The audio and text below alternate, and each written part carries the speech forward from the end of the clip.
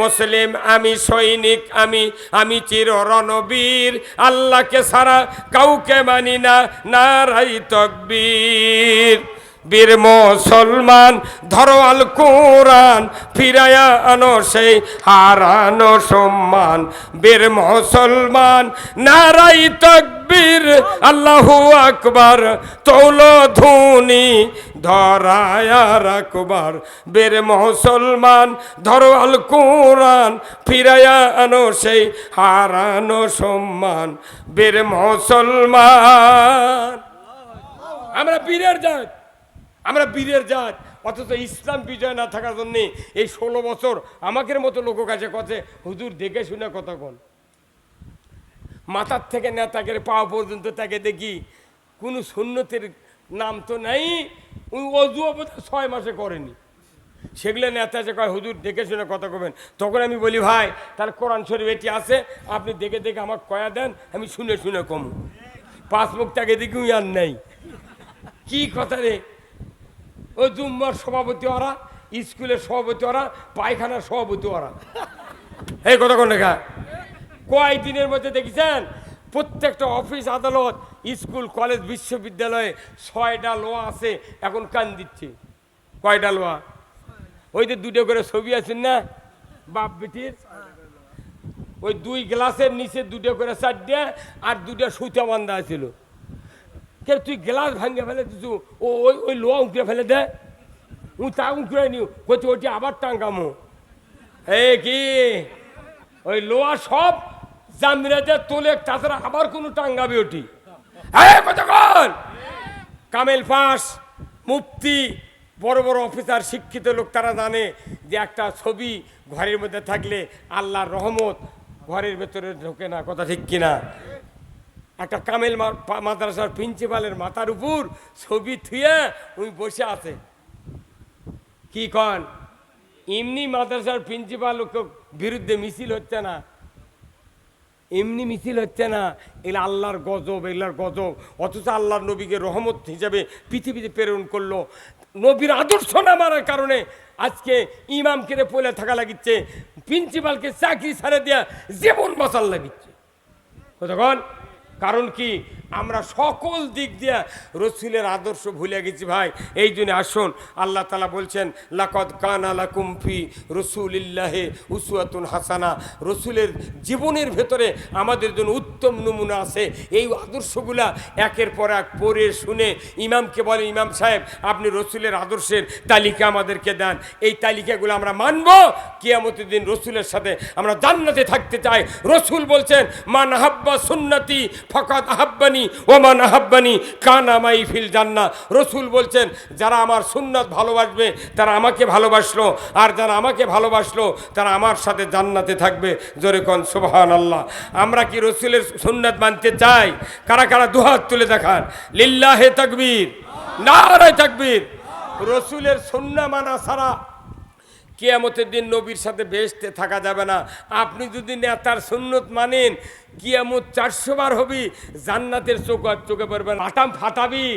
এই দেশের শতকরা 95 জন লোক জানাজার দোয়া জানে না।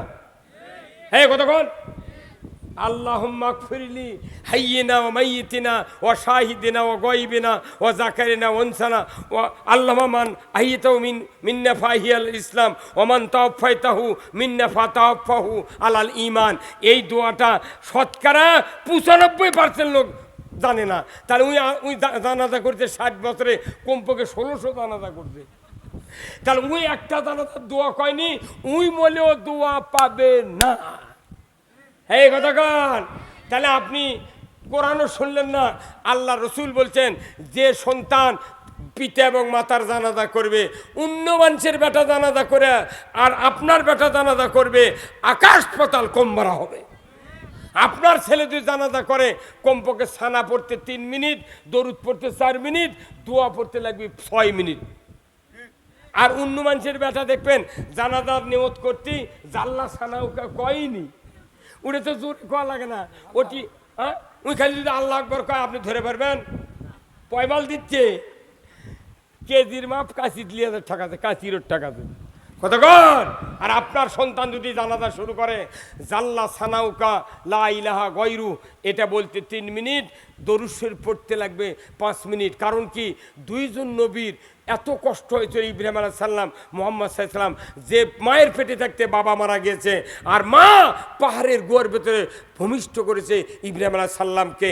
এত দুঃখ কষ্ট আল্লাহ আমি পাই নাই, আমার বাবা আমাকে জন্ম দিয়েছে, 50টি বছর মাথার ঘাম পায়ে ফেলে আমাকে মাদ্রাসায় পড়াচ্ছে, দিন শিক্ষা দিয়েছে, ইসলাম শিক্ষা দিয়েছে। আল্লাহ শেষবারের মতো বিদায় দিচ্ছি, আল্লাহ আমি দরুদ পড়তেছি, আল্লাহ আমাকে মানুষ করেছেন আমার আব্বা, আল্লাহ দরুদ পড়তেছি, তুমি কিয়ামতের দিন দুইজন নবীর সাথে আল্লাহ তুমি জান্নাত দিয়ে দিও। মুখে দরুদ পড়বি, অন্তরে দোয়া কামনা করবি। যখন দরুদ দোয়া শুরু করবি 5 মিনিট লাগবে। চক্ষুতে যদি রসুল বলছেন 1 ফোঁটা মাছির মাথার পানির মাথা মতো যদি 1 ফোঁটা পানি নাকের ডগার দিকে গড়ায়া দিতে পারে, আমার রসুল বলছেন ওই পিতা মাতার জীবনের সব গুনাহ আল্লাহ খাটনিতেই মাফ করে দেবে। তাহলে এরকম সন্তান বানানোর দরকার আছে না নাই? এই দরকার আছে না নাই? তাহলে এই সন্তান বানাচ্ছেন না, খালি আছে সবাদ বক্তৃতা। যে গ্রামত মাদ্রাসা আছে ওই গায়ের একটা লোক বেটাক দেয় না মাদ্রাসা। ওই গাইবান্ধা কুড়িগ্রাম ওই রাজারহাট থেকে যে পড়িচ্ছে, আর উই করছে না বা কেজিত পরে অনার্স ভর্তি করে দিয়ে মেডিকেল অফিসার বানাবো, ইঞ্জিনিয়ার বানাবো। আপনার বাঁচার জন্য আপনার সন্তান যথেষ্ট। আপনার সন্তান যদি কবরের পাশে গিয়ে দোয়া করে রব্বির হামহুমা কামা রব্বায়ানি সগীরা, রসুল বলছেন এই দোয়ার সাথে সাথেই সে যদি নামাজি হয়, মোত্তাকি হয়, আলিম হয়, আপনার কবরে আযাব 40 দিনের জন্য আল্লাহ তাআলা মাফ করে দেবে এক দোয়ার কারণ। আপনি ইগলা কাম করছেন না, বেটাক বানাইতেছেন একেবারে গোমূর্খ, কোরআন হাদিসের তোয়াক্কা নাই।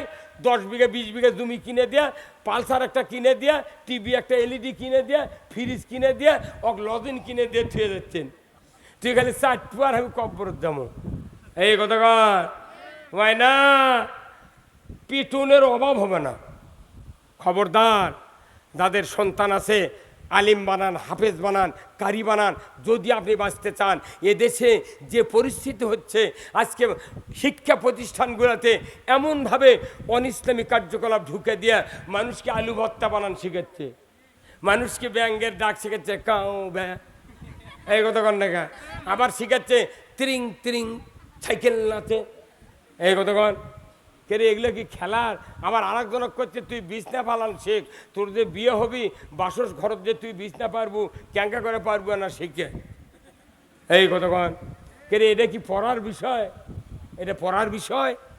উনি জানে না বিছনা ফালান? কালা ছেলের মাও জানে বিছনা ক্যাঙ্কা ফালান লাগবে। ওটি বিছনা ফালান শেখাচ্ছে, ব্যাং ডাক শেখাচ্ছে, সাইকেল চালাচ্ছে। নো, যতক্ষণ পর্যন্ত শিক্ষা ডিপার্টমেন্টে কোরআন এবং হাদিস অনুযায়ী রসুলের আদর্শ জ্ঞান অর্জন করার সিলেবাস চালু না হবে, বাংলাদেশে বক্তৃতা কিয়ামত পর্যন্ত করলে এ জাতির উন্নতি হতে পারে না। জোরে বল ঠিক কিনা?